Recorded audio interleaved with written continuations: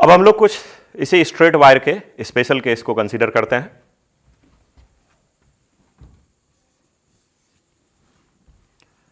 If wire is infinitely long,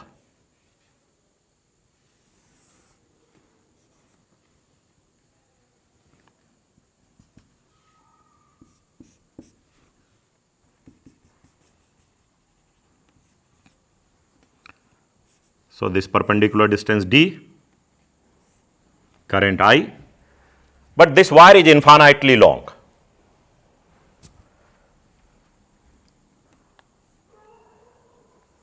तो अगर इस केस में θ1 θ2 के केस से चला जाए तो यहां से इस एंड को ज्वाइन करने वाला जो लाइन, तो ये एंड चूंकि इंफिनिटी पे है तो दिस एंगल बिकम्स 90, और इधर के एंगल को अगर हम लोग देखते हैं तो ये भी इंफिनिटी की ओर जा रहा है, तो यहां इंफिनिटी से अगर इस पॉइंट को ज्वाइन करेंगे तो यहां का एंगल क्या कन्वर्ट हो जाएगा 90। मतलब इस जगह से हम लोग कहां इसको ज्वाइन करने वाले हैं, इंफिनिटी के साइड में, तो कहां मिलने वाला है इंफिनिटी, मतलब दोनों लाइंस पैरेलल हो जाएंगे। सो दैट मीन्स कि θ1 90 डिग्री π/2 और इधर भी θ2 90 डिग्री। तो अगर साइन के फार्मूले से चलेंगे तो साइन θ1 θ2 में हमें 90 और 90 पुट करना है, और अगर कॉस के फार्मूले से चलना है तो कॉस में हम लोग वायर के बेस पे एंगल ले रहे हैं, तो अगर इंफिनिटी से इस पॉइंट को ज्वाइंट किया जाए तो इधर का जो एंगल बनेगा, तो चूंकि ये दोनों लाइन पैरेलल हो जाएंगे तो अल्फा और बीटा दोनों एंगल 0 डिग्री हो जाएगा। तो either we can go through alpha beta और θ1 θ2। तो θ1 90 degree, θ2 also 90 degree. So magnetic field for infinitely long current carrying wire is mu naught by 4 pi I by perpendicular distance d sin θ1 sin 90 sin θ2 sin 90. So sin 90 plus 92. So magnetic field is mu naught I by 2 pi d. तो ये result को हमें याद भी रखना है कि जो इनफाइनाइटली लॉन्ग वायर है उसका magnetic field eight A perpendicular distance d is mu naught I by 2 pi d, where I is the current, d is the perpendicular distance. Next special case लेते हैं, semi infinitely long current carrying wire.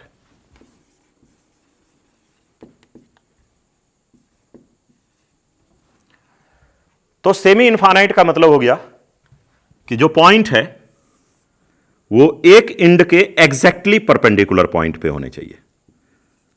मतलब we have to find the magnetic field at the point P, और वहां से wire के and को देखा जाए तो ये जो ज्वाइन करने वाला लाइन है एग्जैक्टली इसके परपेंडिकुलर होना चाहिए, और दूसरा साइड जो है ये इंफिनिटी की ओर जा रहा है। तो इस तरह का करंट कैरिंग वायर जो है इस पॉइंट के लिए सेमी इनफाइनाइट कहलाएगा, क्योंकि एक एंड बिल्कुल इसके सामने है और दूसरा एंड इंफिनिटी की ओर जा रहा है।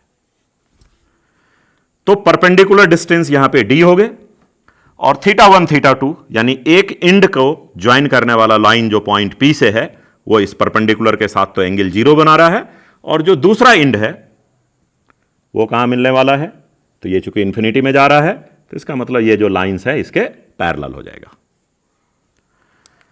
तो यहां पे θ1 और θ2 की बात करें तो θ1 is 90 degree and θ2 is 0 degree, क्योंकि एक पॉइंट तो बिल्कुल इसके सामने सामने है, तो इस परपेंडिकुलर के साथ इस लाइन को ज्वाइन करेंगे तो एंगल 0 हो गए दोनों लाइन के बीच में, और यहां परपेंडिकुलर के साथ दूसरे एंड को जो ज्वाइन करने वाला लाइन है वो इस वायर के पैरेलल हो गया, तो एक एंगल हो गया 90।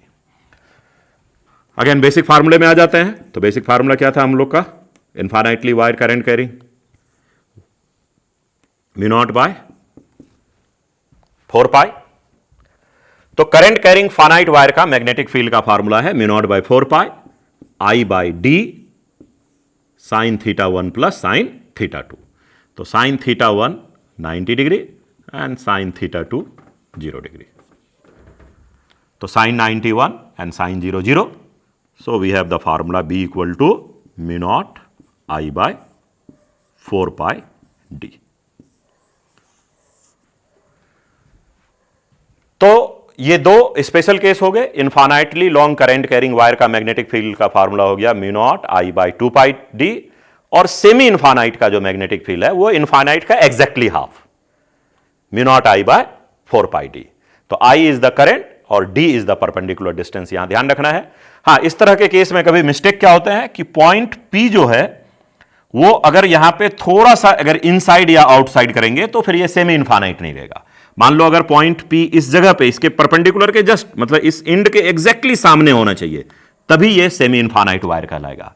अगर एक पॉइंट मान लेते हैं ये P1 है और अगर ये कोई पॉइंट P2 है, so for the point P1 this wire is longer than semi infinite, and for the point P2 अगर इस वायर को एक्सटेंड किया जाए तो ये परपेंडिकुलर डिस्टेंस हो गए। तो अगर वायर यहां तक होते तो ये सेमी इनफाइनाइट होता, लेकिन ये देखा जाए तो सेमी इनफाइनाइट से इतने पोर्शन लेंथ वाइज कम है। तो पॉइंट P के लिए ये एग्जैक्टली सेमी इनफाइनाइट है, P1 के लिए ये वायर का length greater than semi infinite है, और पॉइंट P2 के लिए ये wire less than semi infinite है। तो सेमी इनफाइनाइट के केस में फार्मूला हो गया mu not I bye 4 pi D, और इनफाइनाइट के लिए mu not I bye 2 pi D. तो स्ट्रेट करंट कैरिंग वायर से रिलेटेड कुछ पहले एग्जांपल हम लोग सॉल्व करते हैं।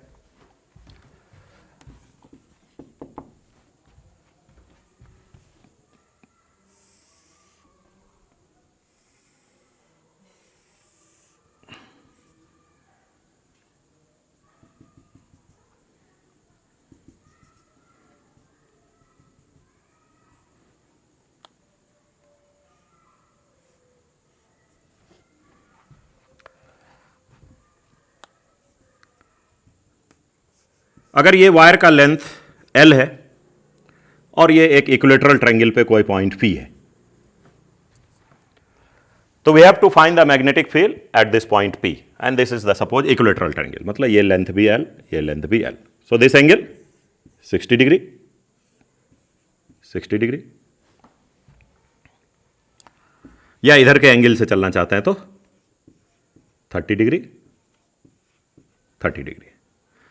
तो we have to find the magnetic field at the point P, and current in the wire is I। तो करंट I, वायर का लेंथ L, इक्विलेटरल ट्रायंगल, और ये पॉइंट P पे मैग्नेटिक फील्ड फाइंड करना है।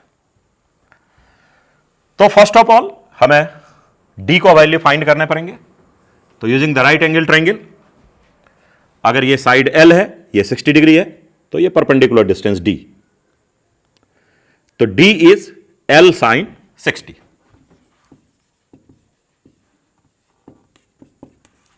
So it is √3 L by 2। तो magnetic field point P पे कितने हो जाएंगे? तो formula mu naught by 4 pi I by D, और अगर साइन के केस से चलेंगे तो साइन 30 प्लस साइन 30, θ1 θ2 30 30, और कॉस के रिजल्ट से चलेंगे तो 60 60। तो साइन θ1 प्लस θ2 इन sine 30 degree plus sine 30 degree. So it is mu naught by 4 pi I by D, D के प्लेस पे √3 L by 2, and sin 30 1 by 2, sin 30 1 by 2, so it is 1 by 2 plus 1 by 2, 1। So result is 2 ऊपर गया, तो mu naught I by 2√3 pi L।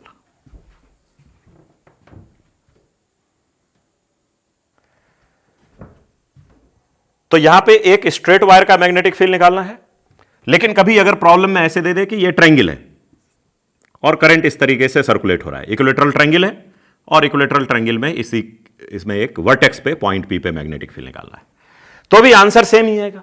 Reason, ये जो part of the wire है वो point P से पास किया, तो अगर इसका नंबरिंग मैं 1 कर दूं तो फर्स्ट पार्ट का मैग्नेटिक फील्ड 0, सेकेंड पार्ट जो है ये भी पॉइंट P से पास कर रहा है, इसलिए सेकेंड पार्ट का भी मैग्नेटिक फील्ड पॉइंट P पे 0, और ये जो थर्ड पार्ट है इसका मैग्नेटिक फील्ड सिर्फ एग्जिस्ट करेगा, जो कि हम लोग पीछे ऑलरेडी कैलकुलेट किया। तो इसका मतलब अगर सिर्फ स्ट्रेट पोर्शन का यहां मैग्नेटिक फील्ड निकालना है या ये ट्रायंगल का केस है, तो इस वर्टेक्स पे मैग्नेटिक फील्ड का आंसर सेम आएगा। If the wire A B is a current carrying wire I, और हमें इस पॉइंट पी पे मैग्नेटिक फील्ड बताना है, find the magnetic field at the point P. कुछ एंगल के इंफॉर्मेशन दिए हुए, suppose this angle 120 degree and this angle 30 degree.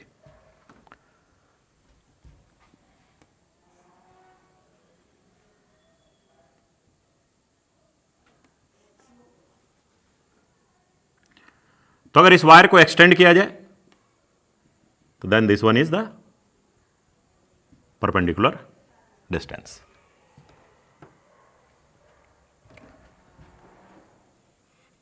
और ये डी हो गए परपेंडिकुलर डिस्टेंस।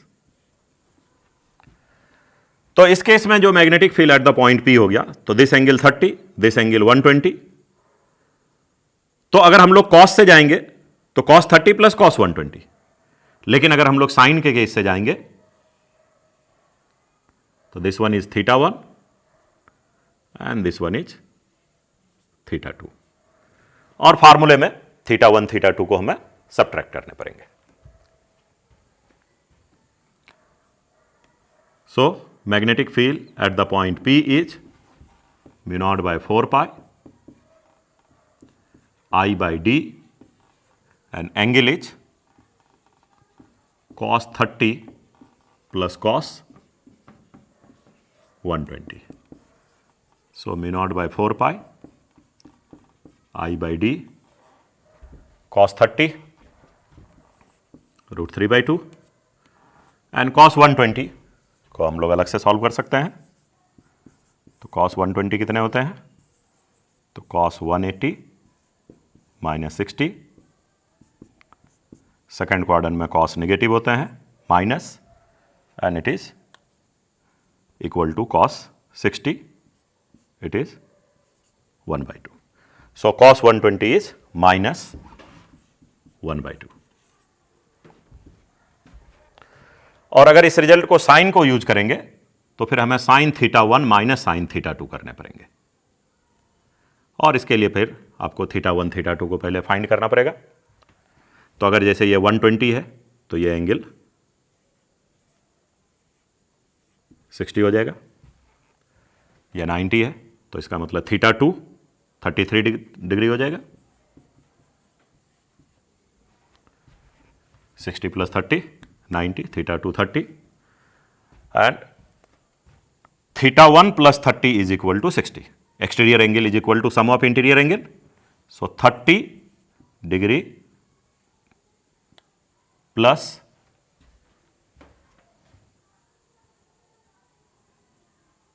या θ1 को ज़्यादा इजीली हम लोग फाइंड कर सकते हैं, 30 प्लस 90 प्लस θ1 इज 180 इस राइट एंगल ट्रायंगल में। θ1 इज 60 डिग्री। तो as this angle is 90 degree, ये राइट एंगल ट्रायंगल है, तो राइट एंगल ट्रायंगल में ये 90 है, ये 30 है, तो इसका मतलब θ1 जो हो गया 60 डिग्री, ये भी राइट एंगल ट्रायंगल है, ये 90 है, ये 60 डिग्री है, इसका मतलब θ2 30 डिग्री। तो अगर θ1 θ2 से जाना है तो हमें साइन का रिजल्ट यूज करना पड़ेगा। So magnetic field at the point P is μ0 by 4 pi I by d, लेकिन साइन के केस में चूंकि ये पॉइंट वायर से बाहर है तो हमें फार्मूले में माइनस यूज करना पड़ेगा। तो साइन θ1 साइन 60 माइनस साइन 30, तो साइन 60 आप चेक कर सकते हो, रूट 3 by 2, साइन 30 1 by 2, तो आंसर हमें सेम मिलेगा। तो कॉस का एक एडवांटेज है कि फार्मूला दोनों में सेम ही आएगा, चाहे पॉइंट वायर के इन बिटवीन साइड में हो या थोड़ा आउटसाइड हो। लेकिन साइन में अगर आप फार्मूला यूज कर रहे हो तो ध्यान रखना पड़ेगा कि अगर पॉइंट बाहर की ओर है तो यहां पे माइनस यूज करना है, साइन θ1 माइनस साइन θ2।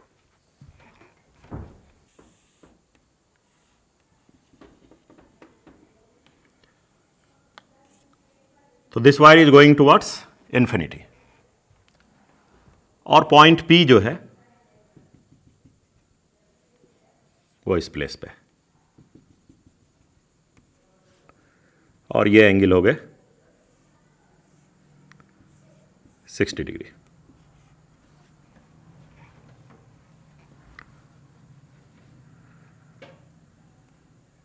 तो अगर ये length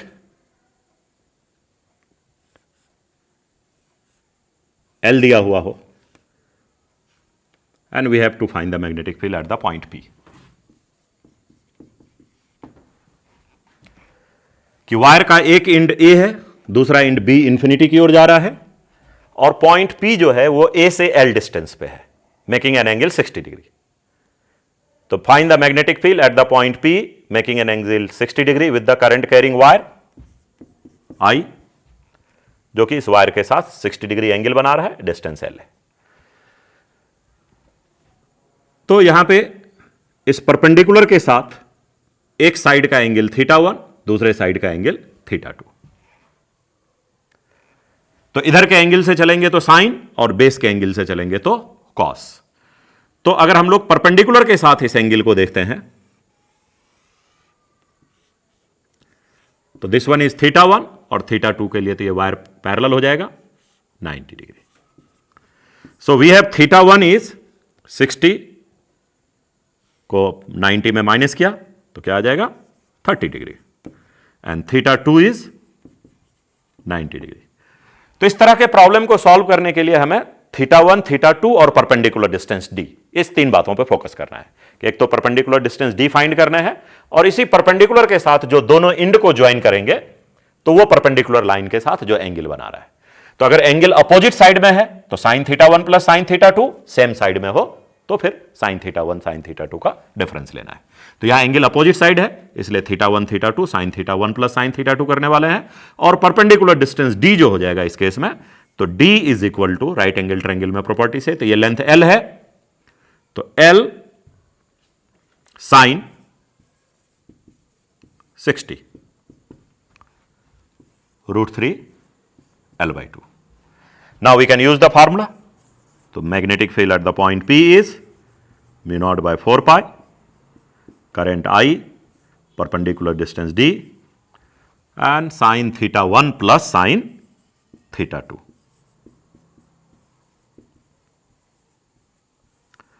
Now we have to put the value of d, तो d is √3 L/2, θ1 30 and θ2 90। That means कि μ0/4π I by √3 L/2, 2 को हम लोग ऊपर भेज सकते हैं, और sign 30 1/2 and sin 90 1. So it will give 1 plus 1/2 3/2.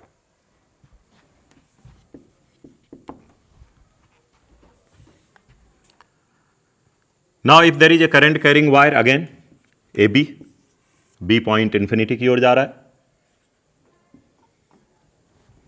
Wire में करंट I है, बट पॉइंट P जो है वो वायर से थोड़ा अवे में, हट के साइड में, इधर की ओर है पॉइंट P। तो point P is at a distance L from the point A, लेकिन अब जो ये एंगल बना रहा है 120 डिग्री। तो we have to find the magnetic field at the point P। तो हमें क्लियर ही है कि इस तरह के प्रॉब्लम को सॉल्व करने के लिए सबसे पहले परपेंडिकुलर डिस्टेंस चाहिए, और जो परपेंडिकुलर लाइन होगा उसी के साथ दोनों वायर के एंड को ज्वाइन करने वाले लाइन का, उस परपेंडिकुलर डिस्टेंस वाला जो लाइन है उसके साथ एंगल चाहिए, जिसको हम लोगों ने θ1 θ2 रिप्रेजेंट किया है। लेकिन यहां पे परपेंडिकुलर डिस्टेंस को पता करने के लिए वायर को पहले एक्सटेंड करना पड़ेगा, और यही वायर आपको समहाउ कंफ्यूज कर सकता है कि एक साइड इंफिनिटी है तो इसको सेमी इनफाइनाइट कंसीडर नहीं करना है, क्योंकि वायर इस पॉइंट के बिल्कुल परपेंडिकुलर के सामने तक नहीं गया। So this type of wire is not exactly semi infinite wire. तो ये हो गए परपेंडिकुलर डिस्टेंस d, तो अगर ये एंगल 120 है तो this angle 60 and this angle is 30 degree. तो सबसे पहले हम लोग डी फाइंड कर सकते हैं एल के हेल्प से। तो इन राइट एंगल ट्राइंगल ये लेंथ एल हो गया, ये 30 है, तो D is equal to either you can say L cos 30 और you can say L sine 60।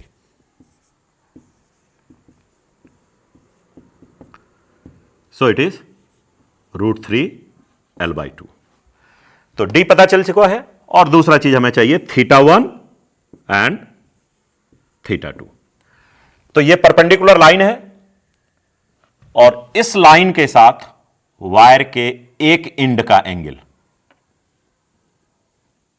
Perpendicular के साथ 30 डिग्री और दूसरे एंड का जो एंगल है, तो दूसरा एंड तो इंफिनिटी की ओर जा रहा है, सो this angle is 90 degree.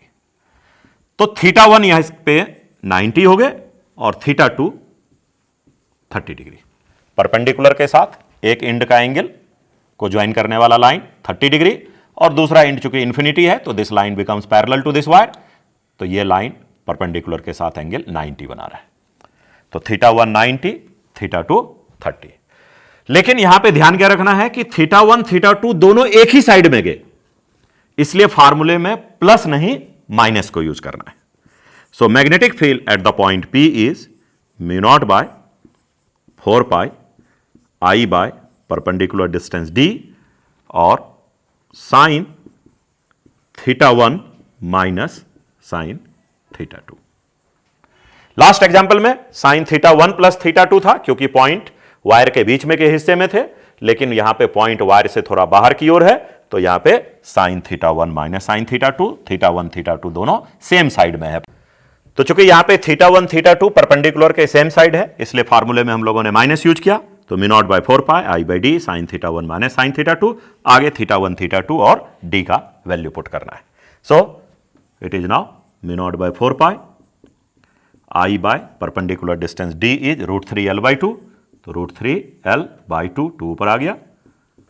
Sign θ1 minus sine θ2, तो साइन 90 माइनस साइन 30, तो साइन 91 एंड साइन 30 1/2, तो 1 माइनस 1/2, 2 भी कैंसिल हो जाएगा।